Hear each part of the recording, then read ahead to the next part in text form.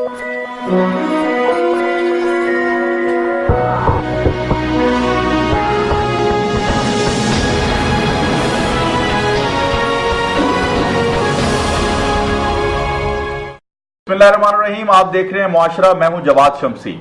नाज़रीन, इस वक्त पाकिस्तान के जो हालात हैं हम देख रहे हैं कि जी लोड शेडिंग है, बेरोजगारी है, महंगाई है और रमजान का महीना है, और उसके बावजूद जो है सियासतदान जो है वो सियासत खेल रहे हैं। खा वो हुकूमत हो, खा वो अपोजिशन हो, इल्जामात का सिलसिला जारी और सारी है। और एक हद तो इस हद तक चले गए हैं हम कि पार्लियामेंट और अदालत का आपस में, सुप्रीम कोर्ट का एक मुकाबला शुरू हो गया है और दो इदारों को लड़वाने की एक कोशिश जारी सारी है। और जिसका जो है एक ड्रॉप सीन कल हुआ कि जी सुप्रीम कोर्ट ने फैसला दे दिया कि हमारे जो हैं तौहीन अदालत वाला कानून, उसको कल अदम करार दे दिया कि ये आइन के मुतसादम करार दे के उस कानून को खत्म कर दिया गया। लेकिन जो है नया जो है अहद किया पीपल्स पार्टी और उसके इत्तेहादियों ने कि दोबारा तौहीन अदालत के कानून पे जो है वो कानून साजी की जाएगी। आज हम अपने मुआशरा के प्लेटफॉर्म से इन तमाम सवालात का जवाब हासिल करने की कोशिश करेंगे। हमने अपने मेहमानात को तो मेहमानान गिरामी को जो जिनको मदऊ किया है उनका मैं तारफ आपसे करवाता हूं।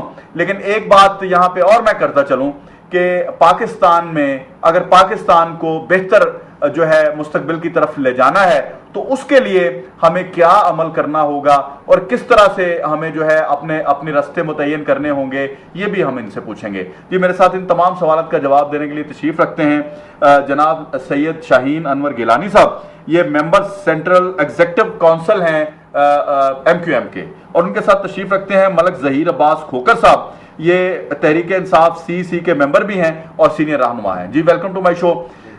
मैं जहीर अब्बास खोकर साहब से शुरू करूंगा।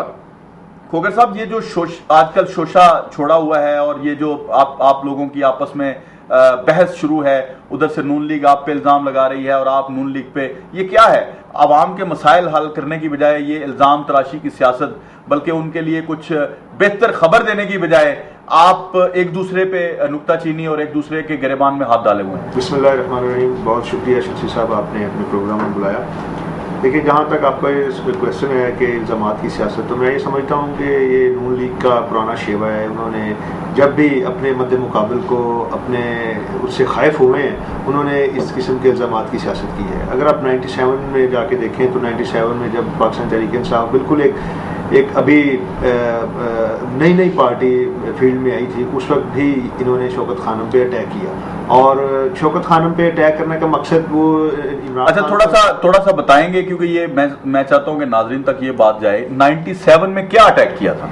97 में भी उस वक्त इनके जो शौकत खानम के जो लोग डोनेशंस देते थे या जो अपनी खैरात का पैसा देते थे, उस वक्त भी इन्होंने इस किस्म के इल्ज़ामात लगाए कि जी वो उसमें कोई हेरा फेरी का कोई ऐसा सिलसिला है या इमरान खान के ऊपर इल्ज़ामात लगाए। उसके बाद लोग ज़ाहिर है, आपको पता है कि इस मामले में काफ़ी सेंसिटिव होते हैं कि अगर किसी बंदे पे या किसी इदारे पे इस किस्म का इल्ज़ाम आ जाए तो उस पर फिर जो उस बुनियादी तौर पर तो वो लोग इफेक्ट होते हैं जो यहाँ पर ट्रीटमेंट करवा रहे होते हैं या जो मरीज है वो सबके सांझे मरीज होते हैं किसी एक पार्टी की। बिल्कुल दुरुस्त बात है। शौकत खानम असासा है पाकिस्तान का और यहाँ पे मरीजों का इलाज होता है, इसमें तो कोई शक नहीं है। और उसमें जो अभी इन्होंने ये इल्ज़ाम की जो सियासत शुरू की है चौधरी निसार अली खान और ख्वाजा आसिफ साहब ने, देखें इसमें ये एक हम खुद माशाल्लाह इस माशरे में रह के हम देखते हैं कि ट्रस्ट जो बनते हैं और ट्रस्ट को चलाने के लिए उसका एक एंडोमेंट फंड होता है और एक स्पेशली ज़कात के पैसे जो होते हैं जो डायरेक्ट उस पर लगते हैं, उस वहाँ पर मरीज़ों पर लगते हैं, उस इदारे पर लगते हैं। जो एंडोमेंट फंड होता है वो उससे इन्वेस्टमेंट की जा सकती है। अब मैं अपनी मिसाल लेता हूँ, मेरी फैमिली में हमने एक मॉस्क जो है उसको बिल्ड किया है। अब उसकी रेनोवेशन के लिए उसके क्राइसिस को जब कभी उसके ऊपर पैसे लगाने के लिए पैसे कम होते हैं तो उसमें हम शॉप से प्लाजा खड़ा किया हुआ है जिसकी जो इनकम आती है तो उस पर जो है उस पर मेरी फैमिली उस पर मॉस्क पे वो पैसे लगा देती है।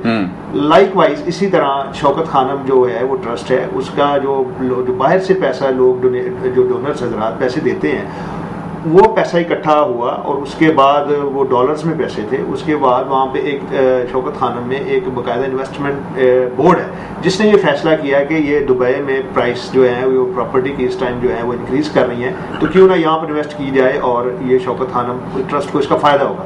तो उसके वहाँ पर उन्होंने इन्वेस्टमेंट की और जिसका इन्होंने बात का बतंगड़ बना। ठीक है, वो इम्तियाज हैदरी की बात होती है ना। अच्छा, पहले तो एक बात, क्योंकि खान साहब ने अपनी प्रेस कॉन्फ्रेंस में भी कहा कि वो डोनर थे हमारे और बहुत देर से हमारे डोनर चले आ रहे थे, फिर वो आपने कमेटी में डाल लिया उनको, फिर उन्हीं की कंपनी को वो जो है वो पैसा उन्हीं के थ्रू इन्वेस्ट किया गया। ये क्या मंतक है?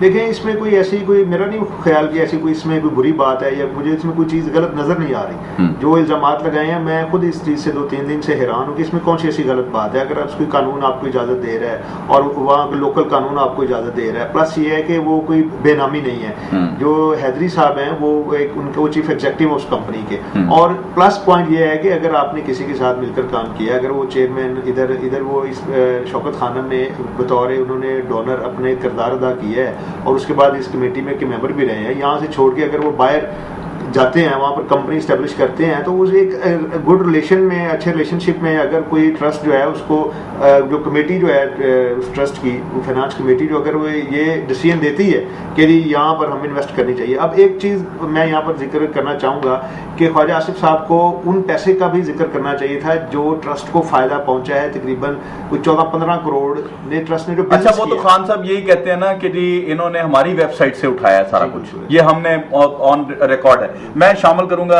शाहीन गिलानी साहब को भी। अच्छा गिलानी साहब, आप हुकूमत में शामिल हैं, आप हुकूमत के इत्तेहादी हैं, क्या ये जो लड़ाई खेल रहे हैं अपना तहरीक इंसाफ और नून लीग जो है, आप इस चीज़ को किस तरह से देख रहे हैं और क्या पाकिस्तान इन चीज़ों का मुतहम्मल इस वक्त हो सकता है कि हमारी सियासी जमातें जो हैं वो आपस में दस्तो गिरेबां हों और जो है वो बैरूनी हाथ जो है उससे फ़ायदा उठाए? बिस्मिल्लाहिर्रहमानिर्रहीम। शमसी भाई, पहली बात तो ये है कि मुल्क जिस हालात से गुजर रहा है उसमें मैं नहीं समझता कि हमें इस तरह के इल्ज़ामात एक दूसरे के ऊपर देने चाहिए। आपने देखा होगा पिछले दिनों में अल्ताफ़ हुसैन भाई ने बात की, गोल मेज कॉन्फ्रेंस की, दूसरी पोलिटिकल पार्टी से रब्ता भी किया, सबसे काफ़ी सारा से हो भी गया, बाकी सब अभी चल रहा है। तो ये जो सियासत ने जी इल्ज़ामात की, मैं समझता हूँ कि ये एक ऐसी बुरी चीज़ सियासत में आ गई जो सियासत की जड़ें खोखली कर रही है और स्पेशली इससे मैं समझता हूँ कि जमहूरियत को नुकसान पहुँचता है।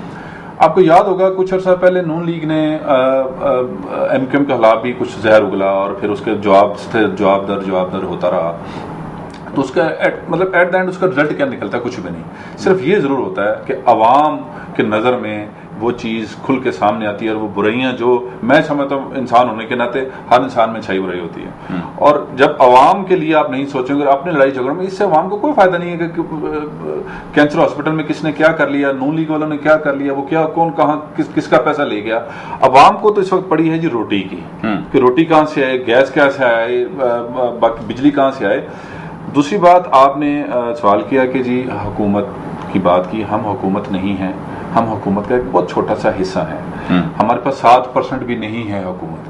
हाँ, अलबत्ता ये ज़रूर है कि हमारे पास जितनी भी शेयर्स हैं हुकूमत के, उस प्लेटफार्म से हम ज़रूर बात करते हैं, अवाम के लिए बात करें, वो पब्लिकली इशू हो, वो चाहे पोलिटिकली इशू हो, वो हम ज़रूर बात करते हैं और उसको बड़ा भरपूर तरीके से उसको लेकर। अच्छा, लेकिन वो खान साहब की बात तो साथ साथ हम शेयर करते रहेंगे क्योंकि ज़हीर अब्बास खोखर साहब बैठे हैं।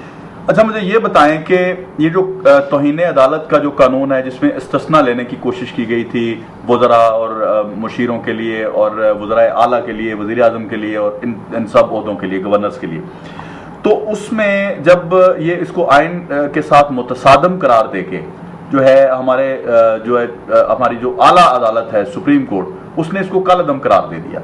ठीक है, आप फिर भी जो है वो पीपल्स पार्टी के साथ खड़े और फिर नया अहद कर रहे हैं और आपके इत्तेहादियों का इजलास हुआ है, प्रेसिडेंट के साथ उनकी मीटिंग हुई है, उसमें उन्होंने ऐलान किया है कि जी हम दोबारा यही कानून जो है वो दोबारा लेके जाएंगे असेंबली में। क्या कहते हैं इस पे आप? देखिए शमसी भाई, बात यह है कि जब आप हुकूमत के साथ होते हैं तो आप हुकूमती हिस्सा होते हैं, चाहे वो छोटा सा हिस्सा हो, आप उसके साथ साथ पार्लियामेंट का भी हिस्सा होते हैं जी।